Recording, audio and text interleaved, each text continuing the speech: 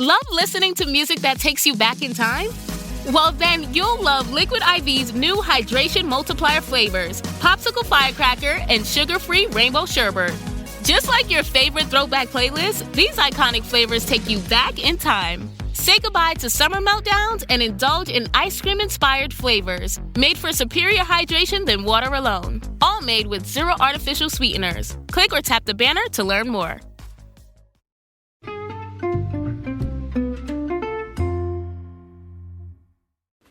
Hi, everybody, and welcome to the Dr. Psych Mom Show.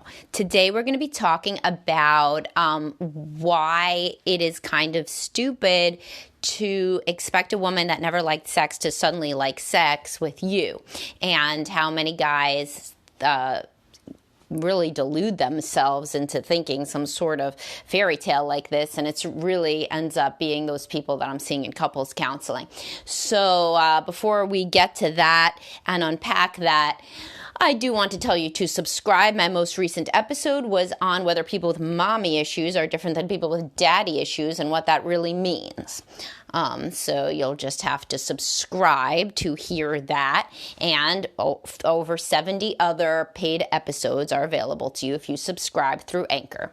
Of course, you can also join my Facebook group. That's separate. That does not get you the podcast subscription, but it does get you access to me in real time frequently in that group, and interactions with me, as well as with other people who are big fans. That's only $4.99, whereas the Anchor thing is $5.99, so whatever. Anyhow, so I was going to try to make some kind of joke with tiered pricing, and I don't even know what. It just died on the vine. So the point being that you could subscribe to one or both of those, or for free, you could continue to listen to the free episodes, but they often refer to some of the subscriber ones, like the attachment theory one, oral sex on women, like a whole bunch of them. Anyhow, so why do men think that women who have never had sex before, or never had a lot of sex before, are going to change with them? Delusion. I mean, you know, it's porn-fueled delusion. And also it's just our entire Judeo-Christian society and moral upbringing that makes us still think that women who have a lot of sex are sluts, and somehow you don't want to marry a slut. Now, with my increasing exposure to things like TikTok and Instagram and whatever, some of the young guys are coming out of the woodwork and saying things like, well, you don't want to sleep with a whore, that, you know, you wouldn't want to marry some sort of whore that had sex before, 'cause she's going to have a, like, loose vagina. I mean, you could see these guys have lots of experience with vaginas. Loose, tight, real, you know, it certainly sounds like it to me, fellows. But, so there's, like, all this crazy shit. So, obviously, what is this fantasy? This is a very classic, young, insecure person fantasy that both men and women have. I'll tell you how women have it in a minute. But that it's like, you know, what's her name? Rapunzel. It's like the prince finds Rapunzel in the castle.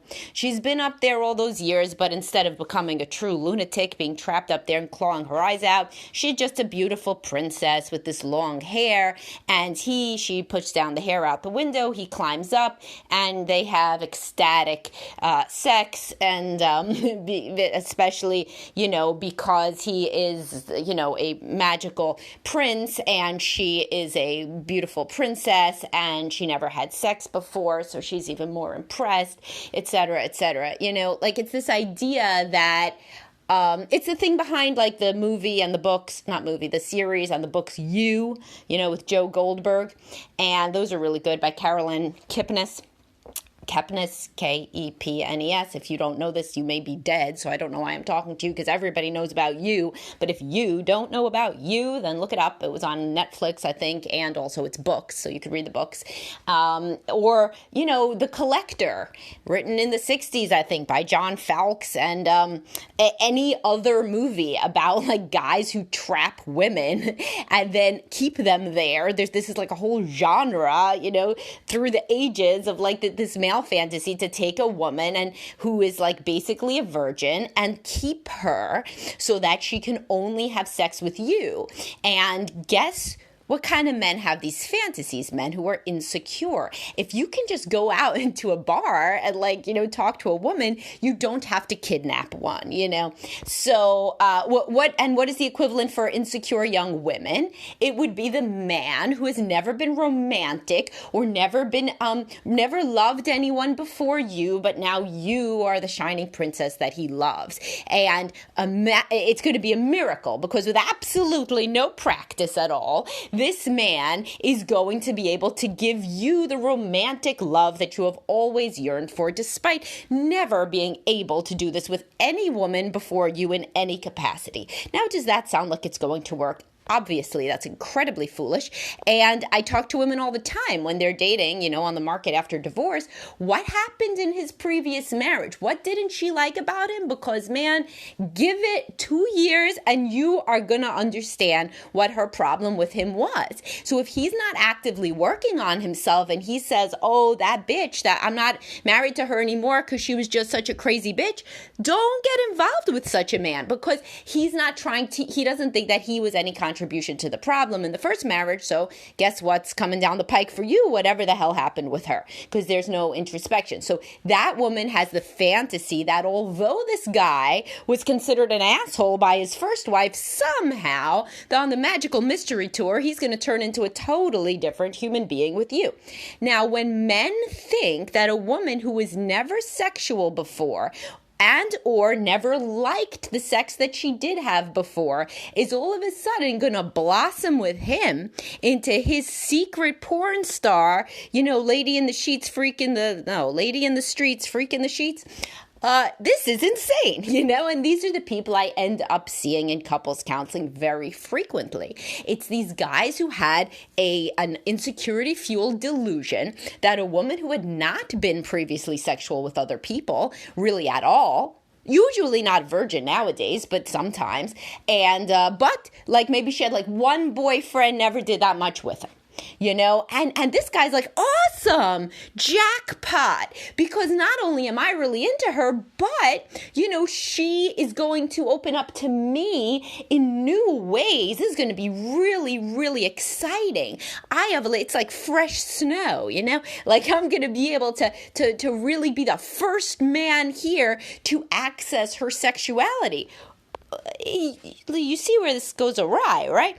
If she didn't access it before, there may not be that much to access, and she doesn't know that. So when you give her this nice, little packaged reason that maybe she didn't open up to other guys because she wasn't fully in love, or she wasn't married, or she, I don't know what, you have the magical penis, I don't know what the reason is, but then she, who knows nothing, because again, she wasn't that into sex before, so she doesn't think about sex pretty much at all. So she's like, oh, this seems right, yeah, sure, sex right now is not wonderful, but and as it never was with anybody, I don't really understand the big deal about it. But as he says, as he's implying, with him, it's going to be different.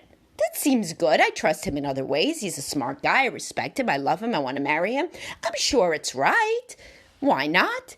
He was right about all those other things he told me, like how to pay off my credit cards, or, that, we should really go visit Boston, or whatever the fuck, when you're early in a relationship, women are looking at the man through rose-colored glasses. Everything he says seems really smart. Remember that time? It was fun, right? But then later on, as you're aware, you fall off the pedestal. So back in the day, if you were dating a woman who had minimal sexual experience and you yourself were very insecure, you were convincing both her and you, that this was great. You guys were going to explore this stuff together. Never mind that she didn't feel like exploring much at the time. You kept telling yourself and convincing her too, probably along the way, that over time with closeness, she would turn into a totally different person than she had ever been before, right? And you see this is crazy and delusional. And it's not any, again, no offense, because it's not any different than what women do when they say, yeah, of course, when I dated him, his apartment was a shithole, literally looked like a homeless person lived there. But, I thought that when we got married, we would start to share the same values of cleanliness and creating a beautiful home. It's like if he was living like a feral raccoon before you, how did you think that this transformation would be executed? It's probably from reading romance novels or shit like Twilight, and the same as his stuff comes from porn, where like the virgin is de-virginized and then starts to just love, it really imprints on the de-virginator's penis like a duckling and becomes his secret sex toy. Like, this is just as insane as the idea that the feral raccoon guy is going to turn into Martha Stewart because you married him. And there are a million other crazy things like this, such as like a guy that all he does is drink with his buddies, play video games, and barely hold on to a job is going to turn into some responsible citizen once you guys are married with kids. Now, does this happen sometimes? Sure. But every time that it happens, and the 5% of times that it happens, this becomes like an urban legend. And the woman that it happened to tells everybody in the world. She takes out a blimp, to advertise it. And then women think this is going to happen to them. So sure, there are some people who, after never liking sex at all, very few of these people, but there are some, I'm sure, haven't met them, but they must exist, that there are women who hated sex with everybody else, but then, I do know, and I am wrong. There are women like that. You know how I know them?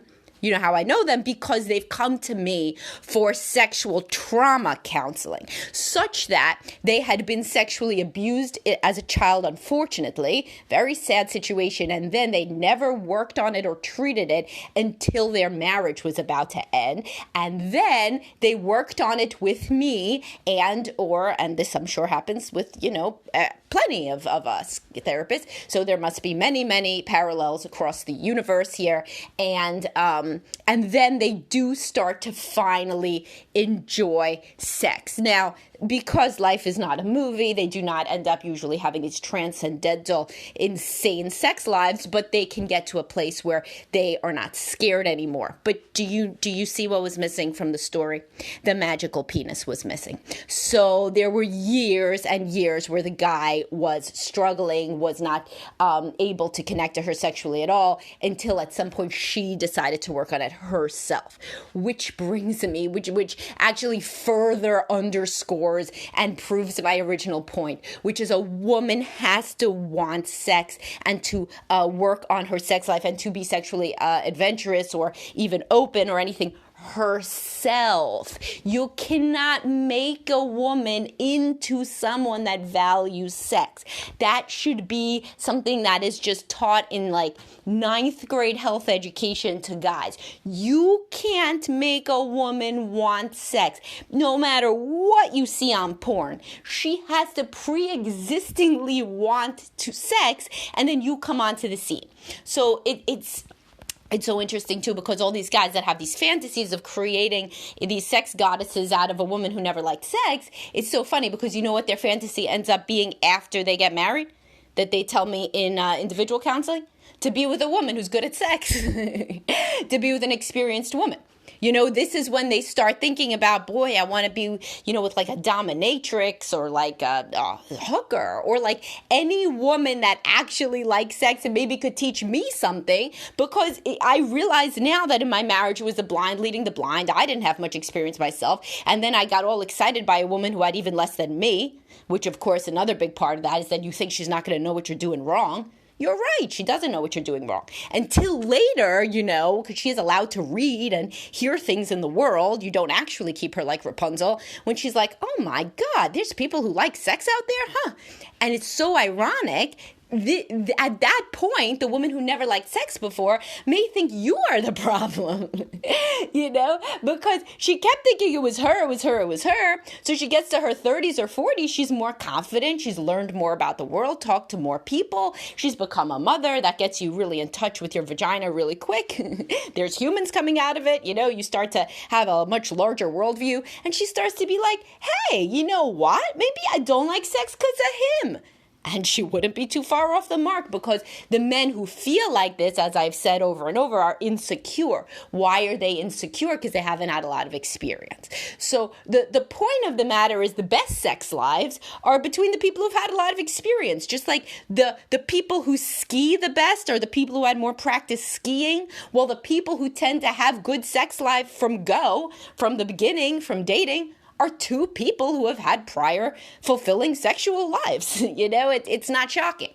So the guy who's been jerking off alone to porn and the woman who's been completely putting sex out of her mind for the past 20 years, are they going to have good sex? Frequently, I have people who come in that only had sex after they got married, and boy, do they have sexual problems, because, understandably such, because they never had any experience at all, either of them. So it truly is the blind leading the blind. And as hopefully I've made clear, even when it's just the blind leading the unwilling, or the person who had, one girlfriend and they had sex a handful of times, leading the person who never really thought sex was a big deal, one way or the other, this does not work out. So if anybody is in the situation where they're getting out of a marriage where they didn't have a lot of sex and they're getting back on the dating market, a man, and they somehow think that if a woman had more sex, most people at this point don't think this. This is usually the 20-somethings. So if you're a 20-something, listen to this really quite closely. But also if you're getting back on the market, if she didn't like sex before you, the odds of her liking sex with you are pretty zero. And if a guy, for the women listening, wasn't romantic, wasn't sensitive, wasn't expressive, wasn't clean, wasn't neat, didn't have a job, is a drinker, is a gamer, whatever the problem is, before you, guess what? He's going to be with you. This is where romance novels and porn, the romance novel of the man, romance novels are always thought to be porn for women, but, porn's also romance for men. Look at that woman looking at you attentively, thinking you're the shit, loving you. I mean, she's like, oh, really? I mean, that's what love looks like in a man who's been watching porn for his whole life. It's a woman looking at him radiantly, willing to accept him sexually in any regard at any time. That is what it looks like, and to a man who's been trained on porn. So anyhow, so it really is a romance novel for men. And it rewires your brain to think that there's all these situations where somebody who's never been a certain way magically becomes that for you. And it isn't true. I see so many divorces because people had expectations that the person would change. And it's really convenient. And men like to say that women are the ones who want to change men after marriage.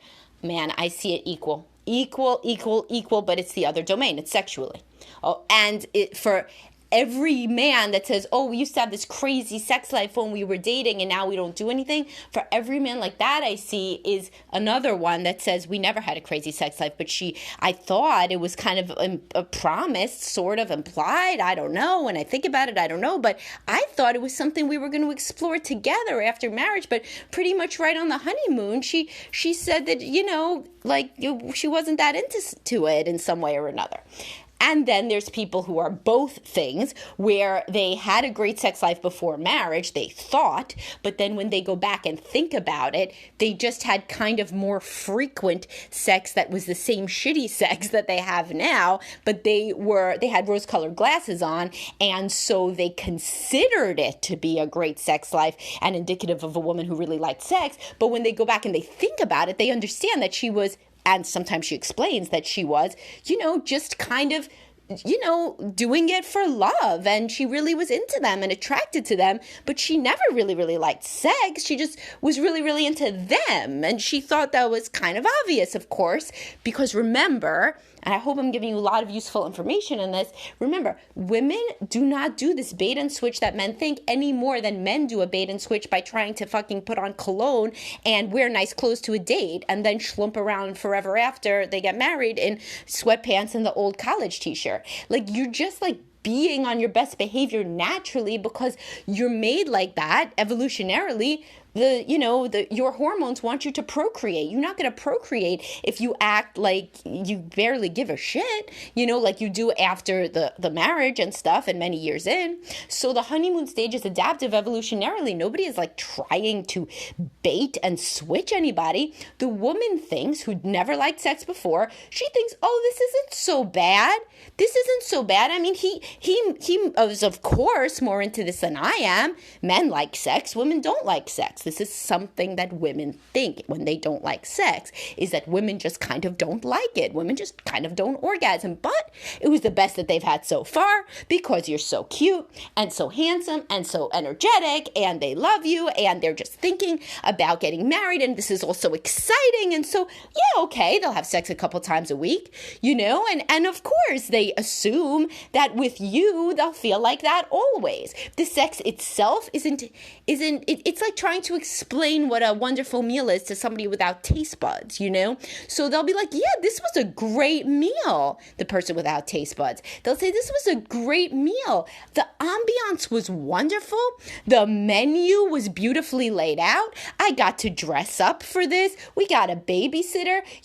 This I really like the music on in the background. You'll be like, what about the food? They'll be like, oh yeah, okay. And you know what else? I like where we were seated and I like the color scheme. And you'll be like, but what about the food? And they'll be like, well, what do you mean? Like, that's what it's like when people who really like sex try to explain what they want out of their sex life to people who don't like sex. It's like trying to explain liking food to somebody with no taste buds, and this is, an extreme analogy, but sometimes it really helps people. Because what your wife in courtship, by the way, may have meant by, quote, liking sex could have been completely worlds, if not universes, if not galaxies apart from what you thought it would mean for someone to say that because of what you would mean, which is that physiologically, emotionally, I felt, so close and there was this excitement and we are on the same page and there was this release and... No, what she means is I felt close to you, sweetheart. And isn't that what we mean by liking sex? Because she doesn't know. So in these situations where there's an extreme gap between one person's sexual energy and emphasis that they place on sex and just kind of being a sensual sexual person and another person who isn't, when they finally in couples counseling start to talk about what each of them means by sex and what they feel during sex, it looks like, something out of the Twilight Zone where like the alien meets the earthling. Like they have never understood how far apart they are on this. So those are things, those sorts of breakthroughs are what couples counseling is really for, to understand. Because then if a woman understands finally that the guy is experiencing this entire like vast range world of experiences beyond what she experiences, then she could understand more why he yearns for it. And if the man understands that to the woman, it's like, we are together doing this because we're close and showing we love each other, and that's literally where it ends, that he can have waves of empathy for her, For her, it's like the same reason as he goes furniture shopping or something with her. And like those moments can really make people stop hating each other, I'll tell you. All right, hopefully you got a lot out of this. I got into it, so I talked a little bit more than usual. So you got 22 minutes of me. So hopefully that took you a little bit longer on your commute today, or you got to fold a bit more laundry. And I will talk to everybody soon. Bye, guys.